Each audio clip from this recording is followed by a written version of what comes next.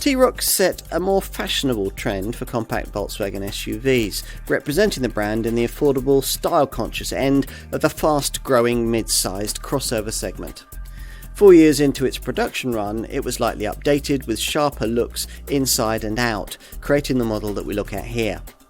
As before, almost everything you can't see on this car comes from a Golf hatch, which is no bad thing. As for the stuff you'll admire in the driveway, well, it all looks satisfyingly fashionable. There's not much fun to be had punting a mainstream T-Roc model about, and even less on offer if you should choose the alternative cabriolet version, which we cover in a separate film.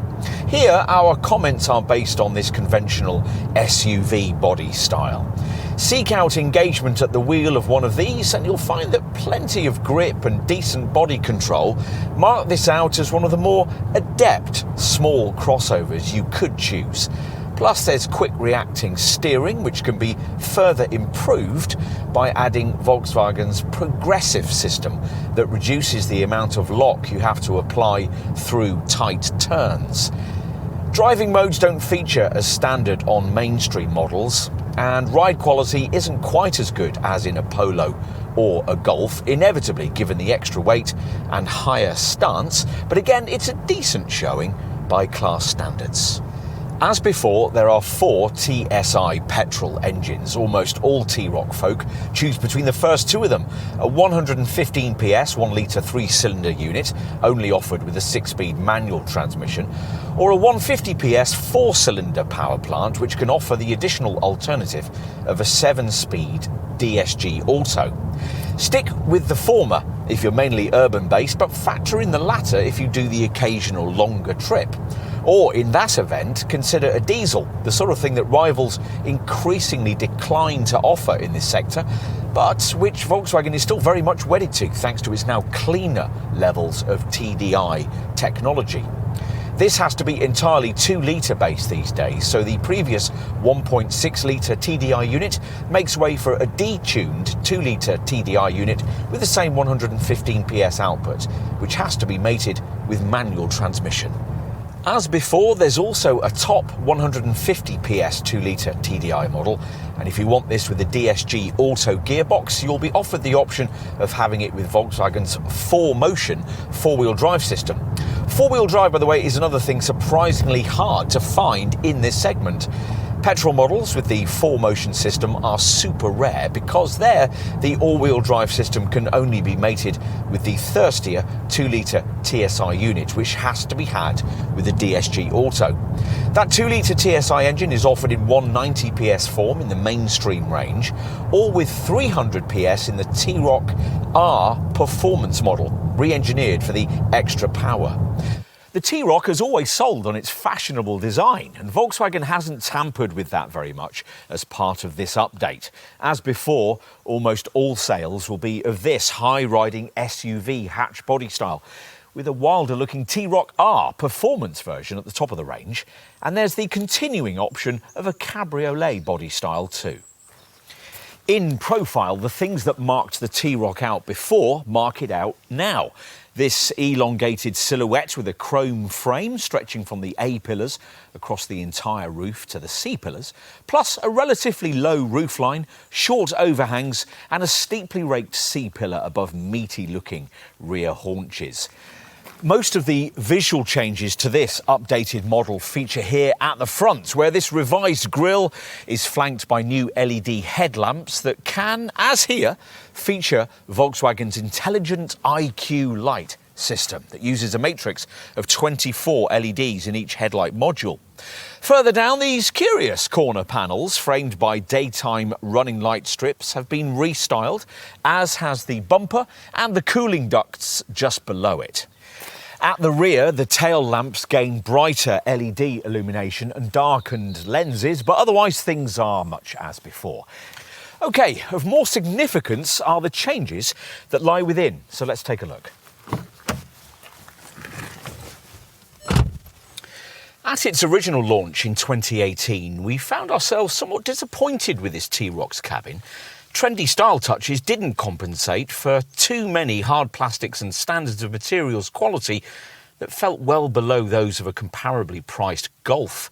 Now we find ourselves feeling slightly different. Yes, a Golf interior still feels nicer, but the gap has been closed by a general T-Roc cabin upgrade that primarily adds this soft-touch, foam-cushioned dash top, smarter door cards and revised switchgear. And in a T-Roc, you don't have to battle with the rather confusing futuristic screenfest that marks out the cabin of a Golf 8.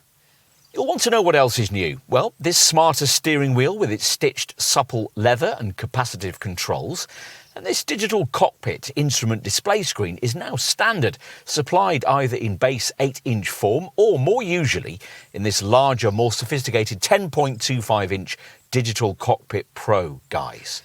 This glass-fronted middle screen comes in a couple of sizes too, 8 inches as standard, either in base ready-to-discover guise, or as here, in nav-equipped Discover Media form. Or there's the more sophisticated 9.2-inch Discover Pro monitor, which gains extra features including intuitive voice control.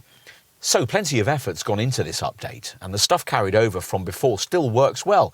This trendy body-coloured centre fascia trimming panel, the lightly raised driving position, supportive seats with lumbar support, and generally well-judged ergonomics, though your rear view is compromised by the large C-pillars, so you'll need the standard rear parking sensors. Time to take a seat in the back. Inside, the room on offer is fine by the standards of space in comparable small crossovers, though that's not saying a great deal. A couple of 6-foot passengers can just about sit behind a couple of equally lanky front seat occupants with some degree of comfort, but if there's a middle occupant, then they will need to sit legs astride this central transmission tunnel. But the doors are big, there are seat back pockets, you get an armrest with twin cup holders, and these twin USB-C ports are provided below the centre vents. Finally, let's take a look out back. Now, boot capacity varies a little depending on the drive layout you've chosen, rated at 445 litres for a front-driven model like this one, which is 17% more than a Golf, or 392 litres in a 4Motion equipped four-wheel drive variant. It's a lot less in the cabriolet version, of course, just 280 litres there. The cargo area is a good square shape. 7 carry-on suitcases will fit in this front-driven version, and there are the usual tie-down points and bag hooks. OK, let's assume you're among the growing number of buyers switching into a fashionable little SUV like this one from a conventional family hatch. So, in this case, you're moving from a Golf into this T-Roc. What'll the running cost penalty be for that higher set driving position and those more fashionable looks? Well, to answer that, let's consider what's predicted to be the best-selling T-Roc engine, the 1-litre TSI 3-cylinder petrol unit. It manages up to 47.1 mpg on the combined cycle and up to 136 grams per kilometre of CO2, returns that until recently a diesel model would have struggled to reach in this class. But it's still a chunk behind an identically engined Volkswagen Golf, which manages up to 52.3 mpg and up to 122 grams per kilometre, mainly due to the fact that this T-Roc's curb weight is around 60 kilos more than its conventional hatchback counterpart. You may well decide you could live with that, and if you can, you might very well also decide to upgrade yourself to the 150 PS 1.5 TSI petrol model we're trying here, because its fuel and CO2 returns are virtually no different. That's thanks to a cylinder on-demand system that cuts off 2 of the engine's 4 cylinders under light to medium throttle loads. As for the TDI diesels, well, if you opt for the base front-driven 115 PS variant, it should be possible to get up to 60.1 mpg and up to 122 grams per kilometre of CO2. For the gutsier 150 PS 2-litre TDI variant, it's 58.9 mpg and 125 grams per kilometre. All these, by the way, are manual model figures, but there's very little efficiency downside in opting for the alternative 7-speed DSG automatic. A DSG Auto in a T-Roc 2-litre TDI 150 PS model, fitted out with VW's heavy 4Motion all-wheel drive system, though, is a slightly different kettle of fish. One of those can only manage up to 51.4 mpg and up to 145 grams per kilometre of CO2. But of course, that's still a much more efficient way of getting a 4Motion T-Roc than choosing a petrol all-wheel drive version. The 2-litre TSI 4Motion 190 PS model manages only 38.2 mpg and 168 grams per kilometre, or in top T-Roc R performance form, bests of 33.2 mpg and 194 grams per kilometre. Strip away the funky bodywork and the cabin personalisation, and what you've got here is a slightly less efficient but slightly more fashionable alternative to a Golf. But then you could say similar things of just about any other compact to mid-sized SUV contender in this growing segment. It's all about giving the market what it wants, and with the T-Roc, Volkswagen has done just that.